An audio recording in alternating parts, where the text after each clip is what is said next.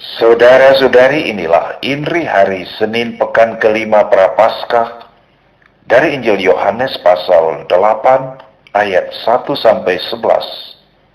Bersama saya Pastor Eltus Mali PR, Keuskupan Agung Makassar. Pada suatu ketika Yesus pergi ke Bukit Zaitun. Ketika fajar menyingsing, ia berada lagi di Genisah, dan seluruh rakyat datang kepadanya. Ia pun duduk dan mengajar mereka. Ahli-ahli Taurat dan kaum Farisi membawa kepadanya seorang wanita yang didapati berzina. Mereka menempatkannya di tengah-tengah dan berkata kepada Yesus, "Guru, wanita ini tertangkap sedang berzina. Dalam Taurat, Musa menyatakan bahwa wanita yang demikian harus dirajam. Bagaimana pendapat guru tentang hal itu?" Ini mereka katakan untuk mencobai Yesus agar dapat mempersalahkan dia. Tetapi Yesus membungkuk dan menulis di tanah dengan jari.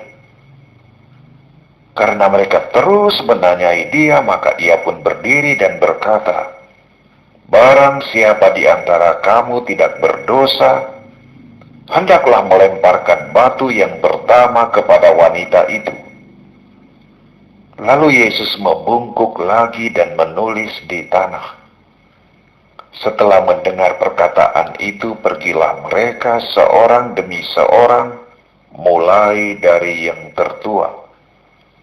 Tinggallah Yesus sendiri bersama wanita itu yang masih di tempatnya yang semula. Yesus berdiri dan berkata kepadanya, "Hai wanita, di manakah mereka yang telah mempersalahkan dikau? Tak seorang pun menghukum engkau?" Jawabnya, "Tak seorang pun, Tuhan." Berkatalah Yesus, "Aku pun tidak akan menghukum engkau. Pulanglah dan mulai sekarang jangan berdosa lagi." Saudara dan saudariku, menghakimi, no. Mawas diri, yes. Kisah Injil hari ini menunjukkan kepada kita perilaku tidak adil dan hasrat menghakimi orang lain yang dipertontonkan secara vulgar oleh kaum Farisi dan ahli Taurat. Yang menjadi sasaran adalah perempuan pendosa. Melihat perilaku seperti itu, Yesus berkata, "Barang siapa yang di antara kamu tidak berdosa, hendaklah ia yang pertama melemparkan batu kepada perempuan itu."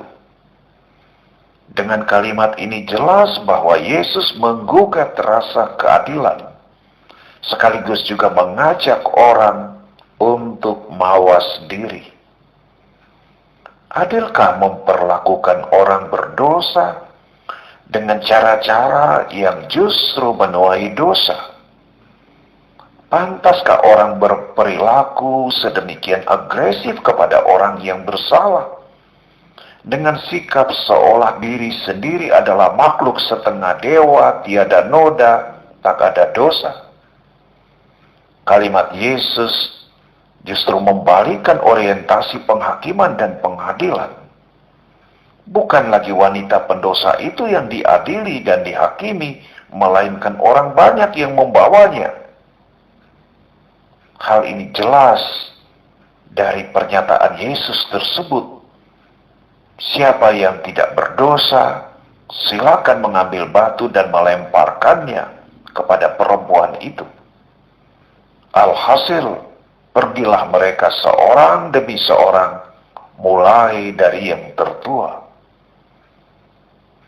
Kalimat Yesus menyadarkan mereka untuk bersikap lebih adil dan lebih jujur, baik terhadap diri sendiri, apalagi terhadap orang lain. Tentulah tidak adil, sekaligus juga adalah sebuah ironi besar bila orang melihat gajah di seberang sana, namun balok di pelupuk mata sendiri tidak dilihat. Secara jasmani tubuh kita sendiri sesungguhnya sudah mengajak kita untuk hati-hati menunjuk dan menghakimi orang lain. Ketika kita menunjuk orang lain dengan satu jari, kita semestinya sadar bahwa pada saat yang sama ada 3 jari yang kembali menunjuk diri kita sendiri. Nah, apa artinya? Artinya tubuh kita sendiri mengingatkan kita, jangan-jangan keburukan atau kekurangan kita porsinya 2-3 kali lebih banyak daripada orang yang kita tunjuk, yang kita hakimi. Maka saudara dan saudariku, marilah kita mengubah orientasi dan kecenderungan kita. Daripada gemar menghakimi orang lain, lebih bijaksanalah kita bila lebih rajin untuk mawas diri, untuk melihat kelemahan, salah dan dosa sendiri. Tuhan pasti lebih berkenan kepada hati seorang pendosa yang menyesal dan bertobat daripada hati seorang yang merasa diri selalu benar dan karenanya cenderung congkak dan gemar menghakimi sesama.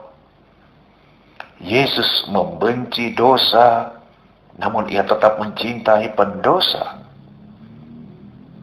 Pendosa yang berdiri di hadapannya dengan sikap sesal dan tobat. Ia akan berkata, "Aku pun tidak menghukum engkau, pulanglah dan jangan berbuat dosa lagi."